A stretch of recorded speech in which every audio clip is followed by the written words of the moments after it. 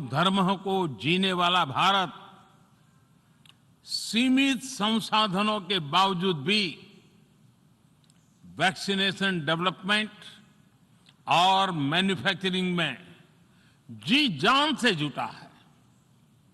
मैं यूएनजीए को ये जानकारी देना चाहता हूं कि भारत ने दुनिया की पहली डीएनए वैक्सीन विकसित कर ली है, जिसे 12 साल की आयु से ज्यादा के सभी लोगों को लगाया जा सकता है। एक और mRNA वैक्सीन अपने डेवलपमेंट के आखिरी चरण में है। भारत के वैज्ञानिक कोरोना की एक नेजल वैक्सीन के निर्माण में भी जुटे हैं। मानवता के प्रति अपने दायित्व को समझते हुए भारत ने एक बार फिर दुनिया के जरूरतमंदों को वैक्सीन देनी शुरू कर दी है।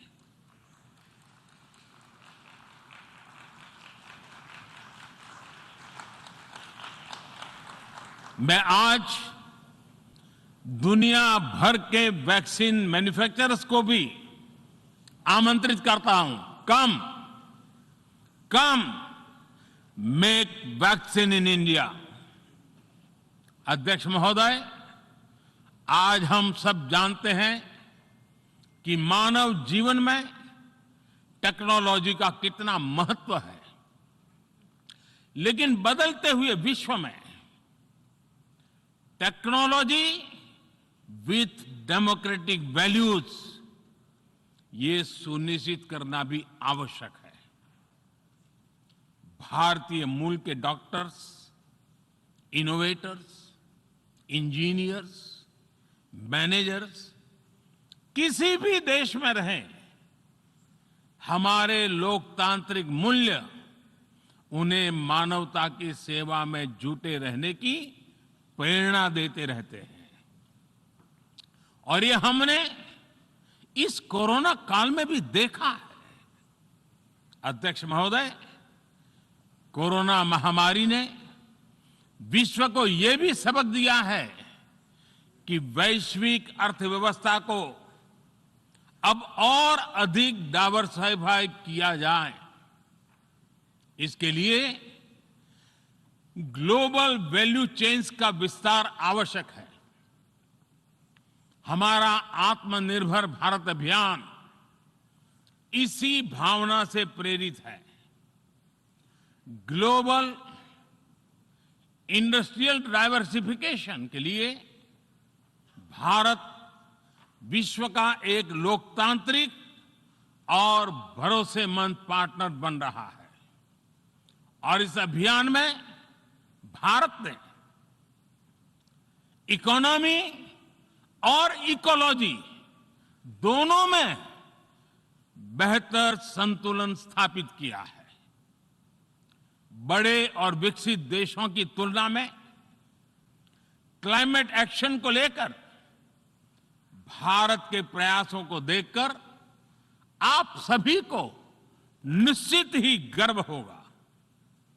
आज भारत बहुत तेजी के साथ 450 गीगावाट रिन्यूएबल एनर्जी के लक्ष्य की तरफ बढ़ रहा है। हम भारत को दुनिया का सबसे बड़ा ग्रीन हाइड्रोजन हब बनाने के अभियान में भी जुट गए हैं। अध्यक्ष महोदय, हमें अपनी आने वाली पीढ़ियों को जवाब देना है कि जब फैसले लेने का समय था, तब जिन पर विश्व को दिशा देने का दायित्व था, वो क्या कर रहे थे। आज विश्व के सामने रिग्रेसिव थिंकिंग और एक्सट्रीमिज्म का खतरा बढ़ता जा रहा है। इन परिस्थितियों में पूरे विश्व को साइंस बेस्ड रेशनल और प्रोग्रेसिव थिंकिंग को विकास का आधार बनाना ही होगा। साइंस बेस्ड अप्रोच को मजबूत करने के लिए भारत एक्सपीरियंस बेस्ड लर्निंग को बढ़ावा दे रहा है। हमारे यहां स्कूलों में हजारों अटल टिंकरिंग लैब्स खोली गई हैं, इंक्यूबेटर्स बने हैं और एक मजबूत स्टार्टअप इकोसिस्टम विकसित हुआ है। अपनी आजादी के 75 वर्ष के उपलक्ष्य में जब हम आजादी का अमृत महोत्सव मना रहे हैं, भारत 75 ऐसे सैटेलाइट्स को अंतरिक्ष में भेजने वाला है जो भारतीय विद्यार्थी स्कूल कॉलेजों में बना रहे हैं।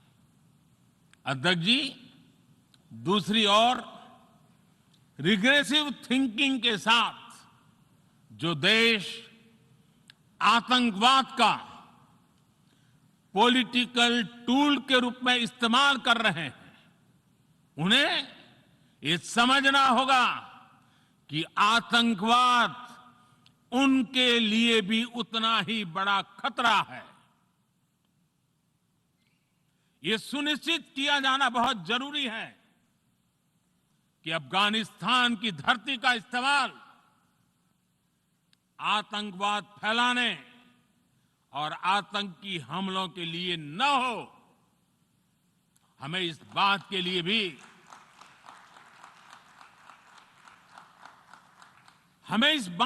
भी सतर्क रहना होगा कि वहां की नाजुक स्थितियों का कोई देश अपने स्वार्थ के लिए एक टूल की तरह इस्तेमाल करने की कोशिश न करें। इस समय अफगानिस्तान की जनता को, वहां की महिलाओं और बच्चों को, वहां की माइनॉरिटीज को मदद की जरूरत है और इसमें हमें अपना दायित्व निभाना ही होगा। अध्यक्ष महोदय, हमारे समंदर भी हमारी साझी विरासत है। इसलिए हमें ये ध्यान रखना होगा कि ओशन रिसोर्सेज को हम यूज करें, एब्यूज नहीं। हमारे समंदर अंतर्राष्ट्रीय व्यापार की लाइफलाइन भी है। इन्हें हमें एक्सपांशन और एक्सक्लूजन की दौड़ से बचाकर रखना होगा। रूल बेस्ड वर्ल्ड ऑर्डर को सशक्त करने के लिए अंतर्राष्ट्रीय समुदाय को एक सुर में आवाज उठानी ही होगी। सुरक्षा परिषद में भारत की प्रेसिडेंसी के दौरान बनी विस्तृत सहमति विश्व को मैरीटाइम सिक्योरिटी के विषय में आगे बढ़ने का मार्ग दिखाती है। अध्यक्ष महोदय, भारत के महान कूटनीतिज्ञ आचार्य चाणक्य ने सदियों पहले कहा था, कालातिक्रमात् काल एव फलम पिबति। जब सही समय पर सही कार्य नहीं किया जाता तो समय ही उस कार्य की सफलता को समाप्त कर देता है। संयुक्त राष्ट्र को खुद को प्रासंगिक बनाए रखना है तो उसे अपनी इफेक्टिवनेस को सुधारना होगा, रिलायबिलिटी को बढ़ाना होगा। यूएन पर आज कई तरह के सवाल खड़े हो रहे हैं। इन सवाल को हमने क्लाइमेट क्राइसिस में देखा है, कोविड के दौरान देखा है, दुनिया के कई हिस्सों में चल रही प्रॉक्सी वॉर, आतंकवाद और अभी अफगानिस्तान के संकट ने इन सवालों को और गहरा कर दिया है। कोविड के ओरिजिन के संदर्भ में और ease of doing business ranking को लेकर वैश्विक गवर्नेंस से जुड़ी संस्थाओं ने दशकों के परिश्रम से बनी अपनी विश्वसनीयता को नुकसान पहुंचाया है।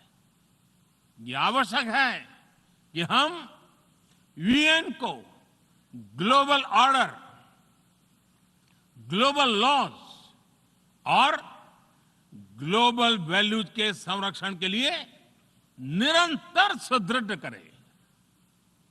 मैं नोबेल पुरस्कार विजेता गुरुदेव रविंद्रनाथ टैगोर जी के शब्दों के साथ अपनी बात समाप्त कर रहा हूं।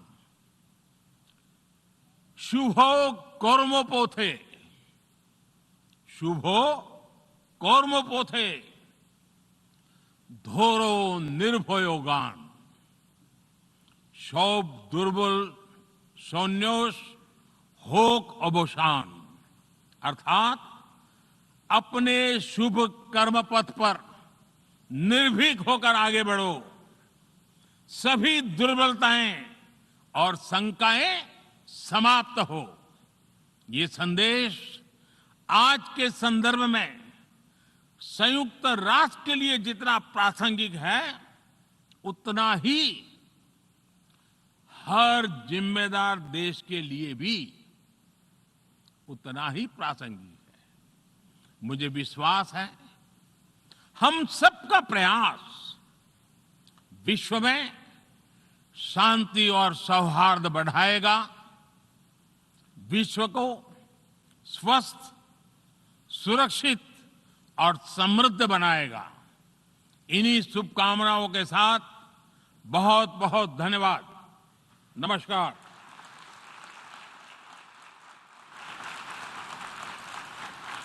वज़ीर-ए-आज़म नरेंद्र मोदी अक़वाम मुत्तहिदा की जनरल असम्बली से खिताब कर रहे थे। पीएम मोदी ने जनरल असम्बली के 76वें इजलास से खिताब किया और कई मुद्दों पर अपनी बात रखी। साथ ही उन्होंने खासकर अफगानिस्तान में दहशतगर्दी को लेकर बात की, वैक्सीनेशन की मुहिम को लेकर बात की और ख़ास तौर पर अक़वाम मुत्तहिदा को मज़ीद मजबूत करने और जिम्मेदार होने का एहसास दिलाया है।